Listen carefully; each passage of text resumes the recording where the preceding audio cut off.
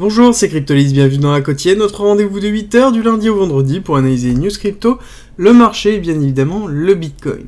On va commencer avec les nouvelles du 22/08/2022. Il y a assez peu de nouvelles encore une fois. Donc nous avons notamment une grosse news sur Ether avec Ethermine, donc qui est le principal pool de minage sur la blockchain Ether, donc qui est encore en proof of work, ne produit plus de blocs contenant des transactions de Tornado Cash depuis le 9 août dernier, qui est le lendemain de l'annonce de l'interdiction de l'utilisation de Tornado Cash par le gouvernement américain.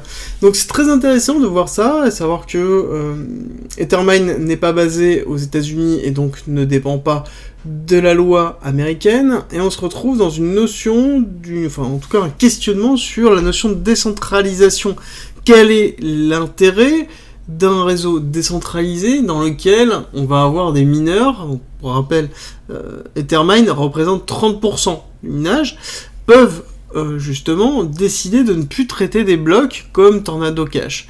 Et donc là-dessus, c'est vraiment la notion de censure. Dans une notion de décentralisation, on reste sur quelque chose qui est très très compliqué pour l'ensemble des blockchains, et qui remet en cause quand même pas mal de choses, en tout cas questionne énormément.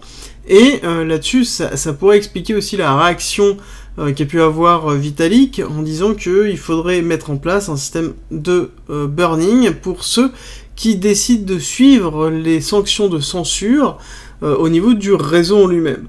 Dans tous les cas, sur Tornado Cash, ça va être compliqué, il y a de moins en moins de transactions, moins de 250 par jour, et le principe même de Tornado Cash, c'est qu'il faut qu'il y ait beaucoup de transactions pour pouvoir justement brouiller les pistes. C'est le même principe, et donc là, moins il va y avoir de transactions, plus ce sera facile de remonter toutes les transactions, et donc l'intérêt de Tornado Cash va disparaître petit à petit. Autre nouvelle, nous avons FTX qui a donné des chiffres, ils ont pris 1000% de revenus en termes d'évolution sur 2021, donc 2020 versus 2021, c'est simple, c'est x10, c'est très très fort pour FTX, ça a vraiment été une année folle, et ils ont vraiment bien profité du bull run, ce qui peut expliquer aussi leur volonté d'investissement sur 2022, où ils cherchent à faire des bonnes affaires, étant donné que, ils ont fait déjà une très très bonne année. On terminera sur un rappel du 26 août, donc vendredi 26 août 16h, discours de Powell, donc de la Fed, à noter dans vos agendas, je vous le rappellerai dans tous les cas, mais il faut le noter, c'est un petit peu l'actualité de la semaine, et c'est quelque chose qui va clôturer, je pense, le mois d'août, et nous donner le ton, justement, pour le mois d'août. On va terminer avec les nouvelles. Juste avant, petit rappel habituel, à la fin de cette vidéo, je vous ai fait une vidéo de présentation de Discord. Le Discord est vraiment important dans la communauté, étant donné que c'est là où on y trouve tous les guides, toutes les annonces, toutes les informations, toutes les discussions sur tout ce qui est la crypto-monnaie, la blockchain, le trading et l'investissement. Donc n'hésitez pas à nous rejoindre, c'est avec plaisir qu'on vous accueille. Tout est en description et en commentaire, et à la fin de cette vidéo, vous avez la présentation. On va terminer, on attaque la partie technique avec notre rappel habituel. Vague 1, vague 2, vague 3, Heliotis terminée en avril 2021. Nous sommes actuellement dans la vague 4. Vague 4 décomposée en A, B, C, très classique sur l'héliotisme, avec une B qui a pris la liquidité ici du top 3, donc on a fait une extension. La C a fait donc derrière une extension en touchant l'extension de Fibonacci 382. Et à côté, en plus de ça, nous avons donc une réaccumulation de Wyckoff en BCAR-ST. Le ST a pris la liquidité du BC, donc on se retrouve bien dans une réaccumulation forte avec le saut qui a pris la liquidité de la R. Donc on est ici sur un order block, dans une extension correcte, avec derrière un saut qui nous donne en fait une impulsion forte. Donc ça c'est l'hypothèse que je défends depuis un certain temps, et je vous ai déjà présenté d'autres hypothèses dans les analyses des hebdomadaires qui sont le samedi, donc n'hésitez pas à aller les regarder. Petit rappel, nous avons ici deux gaps CME qui ont été laissés haussiers. Ce sont des gaps CME qui sont à un moment donné, en fait on va les combler à un moment donné, on le sait, et donc ils sont haussiers à attendre justement, est-ce qu'on va y aller maintenant ou plus tard. On va aller directement vérifier ce qui se passe ici. Petit rappel encore, nous sommes dans une accumulation en cric ascendant, donc en canal ascendant de création de liquidité, en psy SC pour Saline Climax, Automatic Rally, Secondary Test, et ensuite on met en place le CRIP sur lequel On a mis en place ici une compression de liquidité avec une explosion baissière qui correspond notamment à une distribution de Wyckoff en BC, ARST, SO, UT, UTAD. Ici, prise de liquidité du SO, explosion baissière. On a bien vu ici ce cluster de liquidation très très fort qui a eu lieu. La grande question qu'on se pose, c'est que là nous sommes retournés sur notre cric, sur le bas de notre cric, parce que je l'ai bien replacé en reprenant vraiment les deux chandelles ici. On voit qu'on est vraiment en place sur les deux, et à côté on peut se poser la question de est-ce qu'on va aller plus bas ou pas, est-ce qu'on va casser justement ces 20 700 qui correspondent ici à cet inducement, enfin on considère comme étant un inducement, qui serait un point bas sur lequel on a renforcé ici la liquidité de ce point ici, donc on a quand même une double liquidité, et là nous avons renforcé par 2 fois la liquidité qui a été mise en place. Donc là on a gros appel de prix quand même au niveau des 20 700 pour aller casser les 20 700, et les niveaux baissiers que l'on pourra avoir par la suite seraient les 20 100, voire la liquidité ici des 19 600. Ça me paraît quand même très bas, mais il faut les noter parce que à l'heure actuelle, on peut justement break baissier.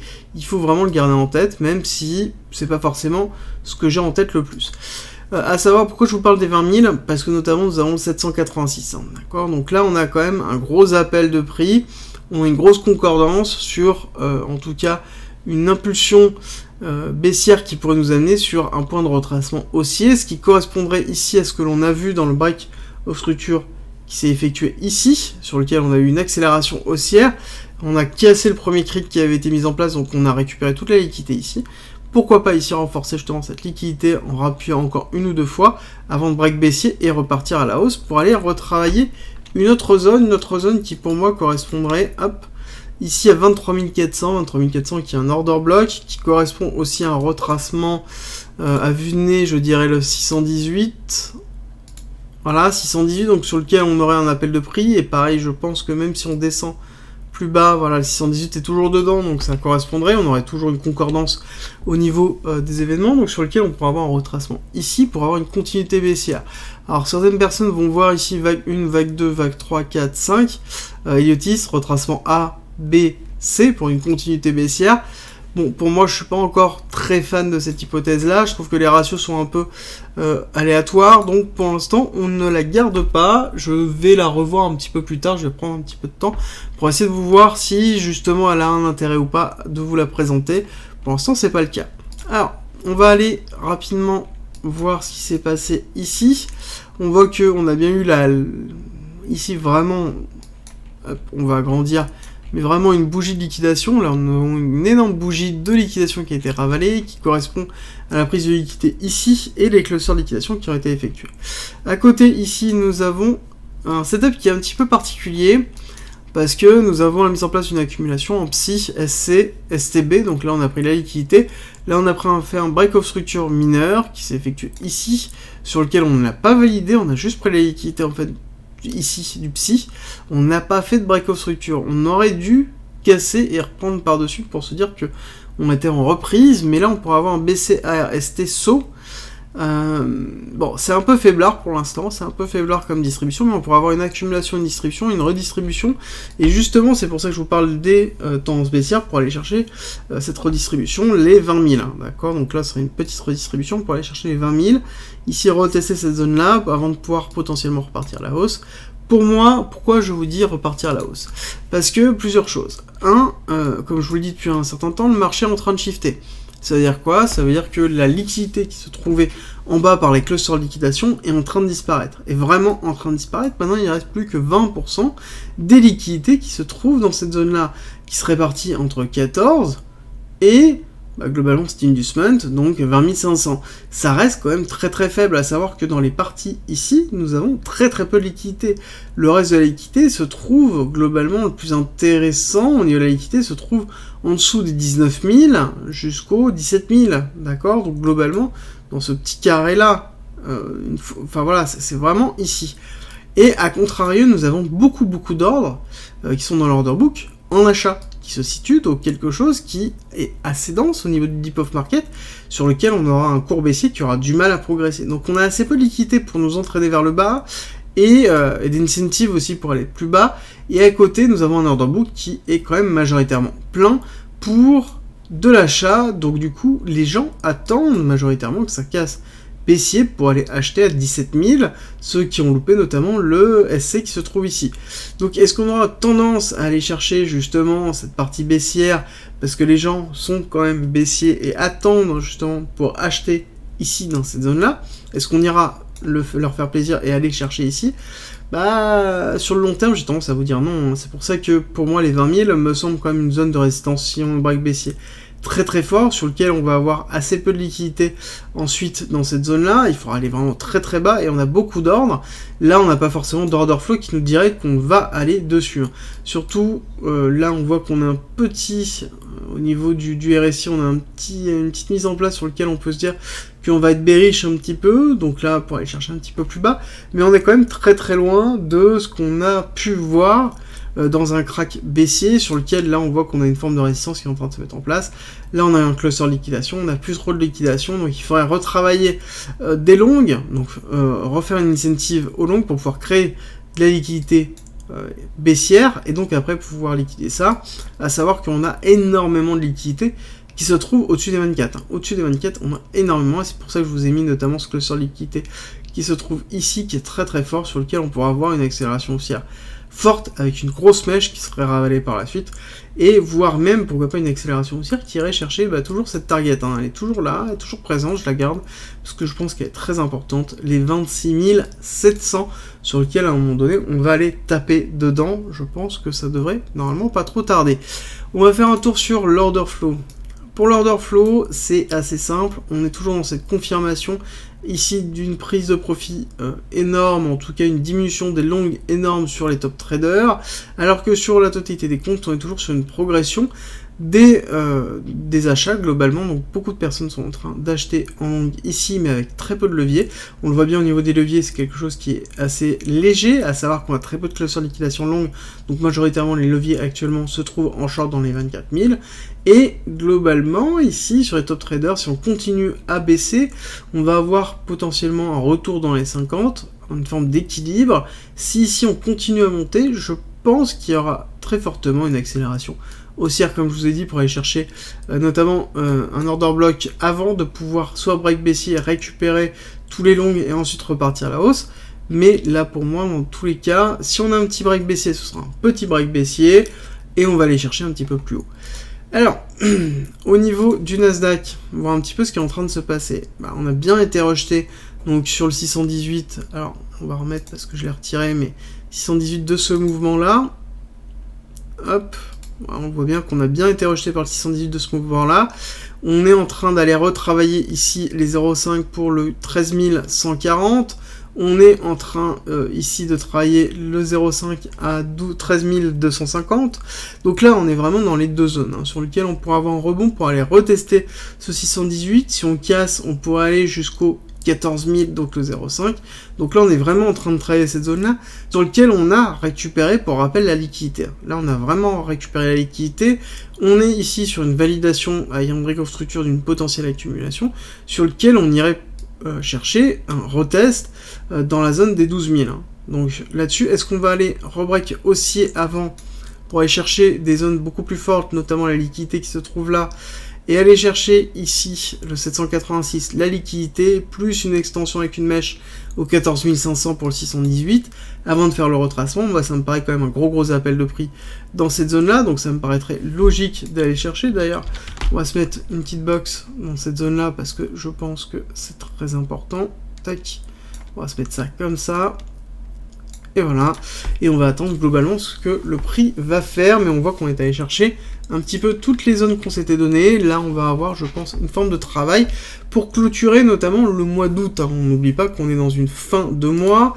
Alors, si on regarde rapidement, alors le problème c'est qu'il y aura quand même beaucoup de choses. On va juste cacher tout ce qu'on s'est donné, mais on est sur une fin de mois qui est plutôt positive, alors sur lequel, oui, on a peut-être à travailler un petit peu, Mais si on avait une accélération haussière pour clôturer le mois, comme je vous ai dit, aller chercher 13 500 et 14 500, on aurait une belle bougie et on aurait une session du mois d'août qui serait positive. À savoir que généralement sur le mois de septembre, on va avoir quelque chose qui va être un petit peu en inversé avec une correction qui serait logique par rapport à ce que je vous ai présenté tout à l'heure. Et la seule différence, c'est qu'au niveau de la crypto, il faut bien comprendre, c'est qu'on a quand même quelque chose qui est un petit peu particulier, qui est The Merge, qui est quand même un événement qui est vraiment différent de ce qu'on a pu connaître depuis un certain temps, et donc forcément pourrait emmener les cryptos, en tout cas maintenir les cryptos malgré une correction du marché global. C'est un petit peu mon hypothèse, c'est qu'on aurait des cryptos qui seraient en mode ranging pendant un certain temps, le temps que le marché financier classique fasse son rebond de retracement avant de repartir à la hausse, et derrière forcément, étant donné qu'on repart à la hausse sur les marchés classiques, on aurait une augmentation des liquidités, parce que c'est le gros problème, c'est-à-dire si on regarde ici ce qui est en train de se passer là, nous n'avons plus de liquidité. C'est-à-dire que au niveau des long shorts qui sont en train d'être mis en place, certes on a une augmentation du pourcentage, mais en termes de volume pricé, c'est très faible, c'est très très faible par rapport à ce qu'on a pu connaître, et on a très très peu de volume, et c'est pour ça que je vous dis qu'il faut faire très attention. On peut avoir un travail très très fort, justement pour la création de liquidités, pour aller wipe les liquidités. On est actuellement dans une chasse à la liquidité, et ça, c'est vraiment très compliqué, en tout cas à se mettre à trader, et surtout à comprendre cette chasse à la liquidité quand on a un marché qui est assez peu volatile comme là, avec assez peu de volume, ou sur lequel on va avoir pas mal de manipulations, donc il faut faire très très très attention. Rejoins le Discord, c'est un lieu unique qui réunit toutes les informations sur l'investissement, le trading, la crypto-monnaie et la blockchain. Tu y trouveras notamment toutes nos annonces, une bibliothèque remplie d'informations mises à disposition gratuitement pour tout comprendre, des salons de discussion pour pouvoir progresser ensemble sur la crypto-monnaie, la blockchain, le minage, la fiscalité, la DeFi bien évidemment, et ensuite l'analyse technique avec la partie débutant, expert, sur les indices, sur même le trading en général.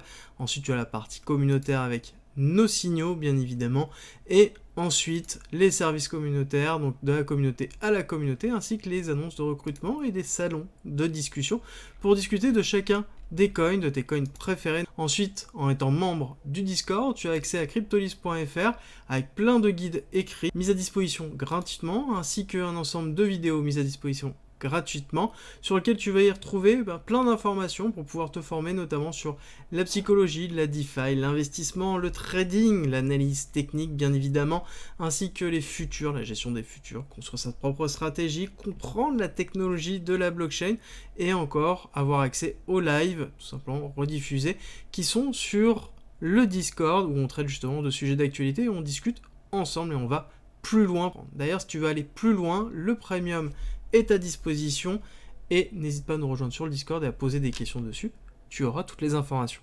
Si tu aimes mon contenu, like, partage et abonne-toi, ça m'aide énormément.